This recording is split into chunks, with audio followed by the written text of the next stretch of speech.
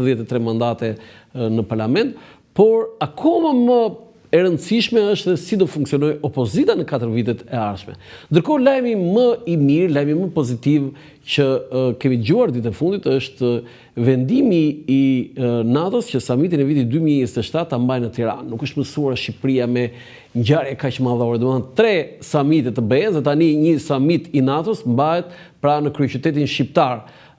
Gati 18 vjet, mos gaboj, nga antarësimi i Shqipërisë në NATO, Shqipëria bëhet pritse e një samiti dhe në situatën që po kalon globi, një samit merr një rëndësi të veçantë sepse samite 5-10-15 vite më parë të NATO-s nuk se kishin në një lajm, ndërsa samitet të NATO-s në situatë ku ka disa vatra lufte dhe ky mbahet në Tiranë, pa diskutim është një ngjarje e jashtëzakonshme, e lidhur kjo edhe me zhvillimet në Kosovë, në konfliktin tashmë me Serbin, por sidomos ato vatrat e zjarrit Izraeli me Iranin, Izraeli në Gaza dhe lufta në Ukrainë.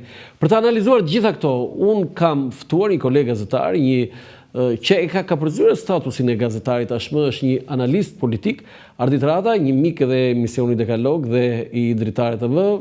Përshëndetje Ardit, faleminderit që pranove ftesën. Faleminderit për ftesën.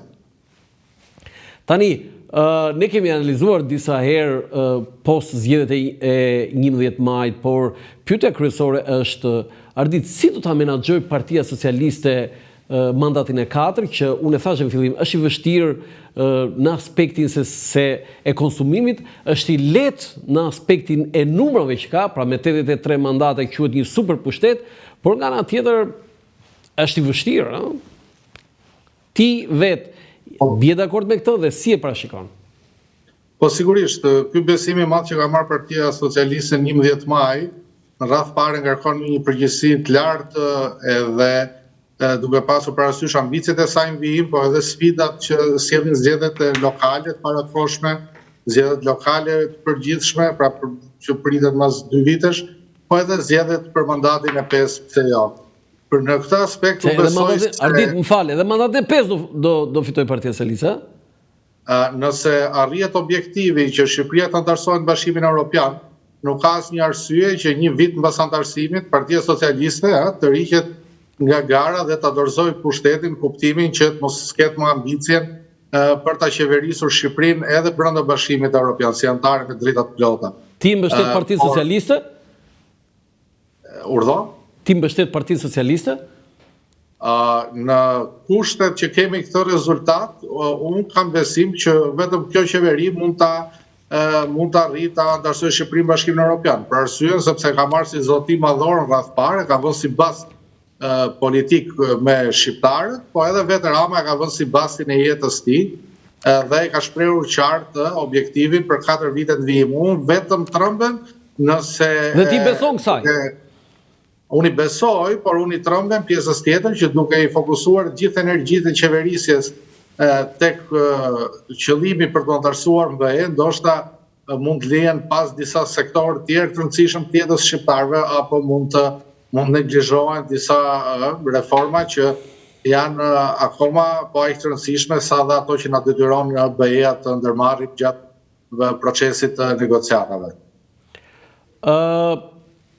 Tani, vim të kjo pjesa teknike i qeverisjes. Së pari Ardit do formohet kabineti i ri. Çfarë pritshmërish keni dhe si e parashikon ti, mund të kesh edhe informacione, edhe pse ne e dim tashmë që Rama lexon ato emrat aty dhe ata që bëhen ministra e dëgjojnë siç e dëgjon ti dhe unë si gazetar. Unë besoj se një pjesë e madhe e emrave që janë aktualisht në kabinet nuk do të jenë më pjesë e kabinetit të ri, dhe besoj gjithashtu se do të kemi krijimin e disa ministrive të reja, jo një, po ndoshta 2, 3 apo më tepër ministrive. E lidh këtë pikërisht me ato që thamë më parë, pra me projektin edhe me synimet e mazhorancës socialiste për të antarësuar në BE.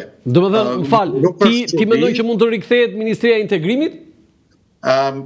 Ministrinë e Integrimit, ne e dim fatin e Ministrisë së Integrimit, që në momentin më të rëndësishëm ajo u shkrim me Ministrinë e Jashtme, dhe më pas nuk u mor vesh kur se kush ishte personi përgjegjës për integrimin përveç rasteve të emërimit kryenegociatorëve edhe grupeve negociuese, por duke qenë se kemi sfida shumë të mëdha për afrimin e legjislacioneve me Bashkimin Evropian, pse jo vetëm Ministria e Integrimit, po ndoshta edhe 2-3 ministri të tjera, të cilat do fokusohen pikërisht në këtë proces.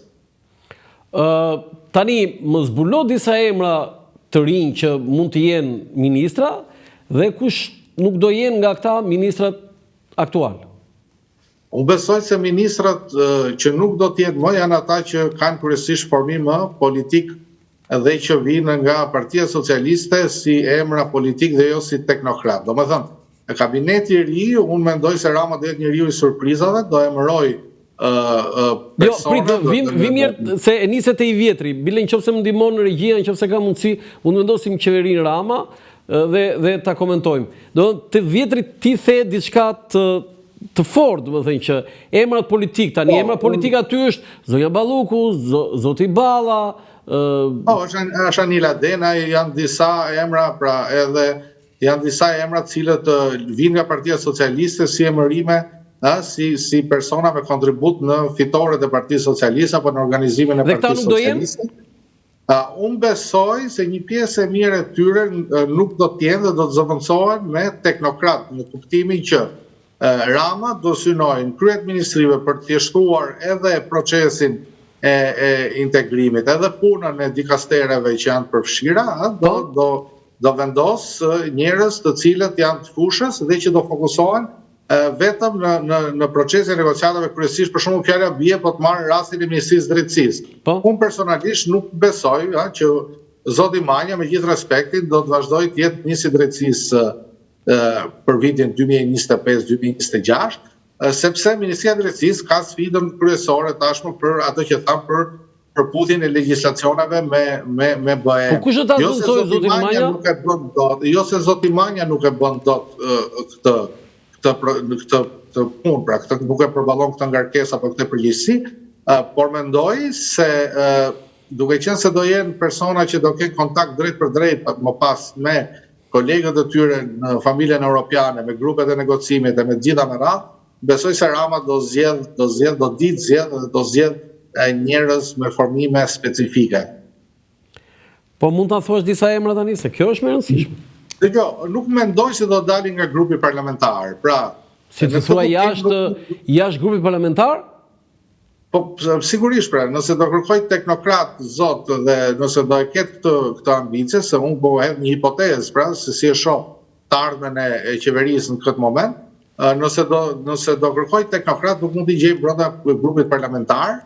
Ne e dim eksperimentet që janë bërë me grupin parlamentar socialiste, ka qenë ai varianti që dorëzon mandatet deputetit që të bëhesh ministër, pastaj ka qenë ai varianti tjetër që u morën nga jashtë grupit parlamentar ministra së fundmi 3-4 ministra, por që gjithsesi nuk mund të themi se kishim të bëni kemi të bëjmë me persona të aftë me menaxhimin e ministrive, sepse s'kemi ndonjë rezultat të matshëm. Flas për financat, për Ministrinë e Brendshme. Këtë herë besoj se do godas shumë lart dhe do jetë i kujdesshëm në zgjedhjen e ministrave që do merren apo stafat me çështjen e integrimit. Tani një pyetje kam, se do të pyes përsëri për ato që janë emra të rinj jashtë parlamentit.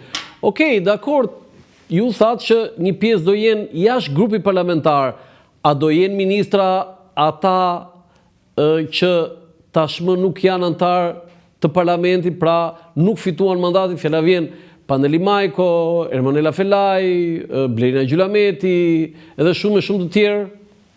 Jo, mendoj që e kanë mbyllur kapitullin e tyre politik, si deputetë dhe si ministrat Partisë Socialiste. Nuk janë më në karrierë politike? Dëgjoj, kemi një mesazh të Ramës, i cili u zbardh pas zgjedhjeve, sepse ne dim situatën ku pati akuza me një grup WhatsApp-i brenda kandidatëve socialist për tjetërsim të votës, pra brenda listës PS-s, dhe kemi një mesazh të Ramës i cili të rrogji vrejtje, i tha që të mos merren me çështjen e ankimimit në përgjykata për socialistët kundër Partisë Socialiste, sepse qeverisja është aq e madhe sa që ka vend për gjithë, në kuptimin që këta janë figurat cilët Partia Socialiste normalisht do përpiqet të sistemoj për kontributet që kanë dhënë në mandatet e mëparshme. Ti sistemoj? Po, ti sistemoj, kuptimin që t'i angazhoj në qeverisje, po, t'i angazhoj në qeverisje, por jo në nivel ministri. Çfarë detyrash? Dëgjoj, ne me pak njohuri që kam për administratën publike, po ju them me përgjithësi se ka vende shumë të lakmuara administrata përveç se ministra. Ju duhet ta keni parasysh që ka një sër agjensish shumë të rëndësishme ku përveç se kanë organigrama shumë të mëdha me numër punojësi shumë të mëdhenj që akullojnë edhe një para shumë të madhe, një buxhet shumë të madh, mbledhin taksa apo shpërndajnë investime, por ka ana tjetër ne jemi dhe dëshmitar të asaj skenës që deputetët kanë qenë gjithmonë gatshëm të japin dorëheqjen nga mandati për të bërë kryetar bashkie të nivelit 3. Domethënë, imagjinoni se sa më rëndësishme se ti je deputet, është fjala bie, ti je bashkiaku i Memalia. Prit se kaloi, bëre kapërcime të mëdha. E para një herë tha që nga këta që nuk janë zgjedhur deputet, që janë aktualisht deri në shtator, por nuk janë zgjedhur deputet, mund të emërohen drejtor agjensish. Tani, çfarë agjenci janë këto? Më thoj 2-3 nga këto? Jo, kemi drejtorinë e përgjithshme të tatimeve, kemi AKBN-n, kemi Alpetrolin, që janë drejtoritë të ndaluara. Dhe këto mund të drejtohen nga këta ish deputetët? Po patjetër, pse jo? Ju keni drejtorin e Alpetrolit sot që ka qenë ish deputeti i Fatosnanos. Kush është ai? Eltar Deda. Eltar Deda.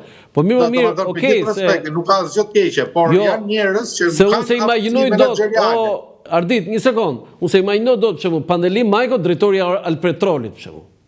Është, dëgjoj, ajo është në dëshirë, si thua, është vendimarrje. Po ka qenë dy herë kryeministër o Ardit, nuk mund të jetë ose Ermonela Felaj, nënkryetare e Kuvendi, ministre e shtetit, deputete 3 hera, 4 herë, të jetë drejtoreshe e agjencisë ku ju ndani. Sigur s'shkon kjo. Partia nuk të lut, partia të emëron ose të përzë, por problemi është ky tani, që kjo varet nga ambicia personale e cili do, edhe nga ego personale e cili do, se ne kemi dhe Ilir Medën, që ishte kryetar parlamenti, ishte president, ishte kryeministër dhe tash në fund donte të bënte deputet opozitar. Kështu që atë regresin e ka secili në dorë se si e interpreton dhe se si e përjeton. Po mund të jenë ambasador këta? Po sigurisht që edhe ambasador mund të jenë, por unë nuk e mora në konsiderat si post për shkak sepse ambasadori i Shqipërisë në çfarëdo lloj vendi nuk është se ka ndonjë peshë apo ndonjë përfitim. Po jo, ambasadori i Shqipërisë në NATO, ambasadori i Shqipërisë në BE, ambasadori i Shqipërisë në SBA, nuk është njësoj si ambasadori i Shqipërisë në një vend afrikan. Alzi. Dëgjoj. Unë nuk besoj se ka ndonjë peshë ambasadori i Shqipërisë për arsyen se për shembull ne kemi në NATO zotin Ilir Gjoni, që ka qenë gjithashtu ish ministër edhe ish deputet në kohën e qeverisë së Nanos, por nuk besoj se ka ndonjë peshë të madhe apo ndonjë përfitim të madh si në karrierë ashtu edhe nga ana financiare. Po sigurisht ne jemi mësuar ta shohim postin e ambasadorit edhe si një opsion për dalë në pension nga karriera politike.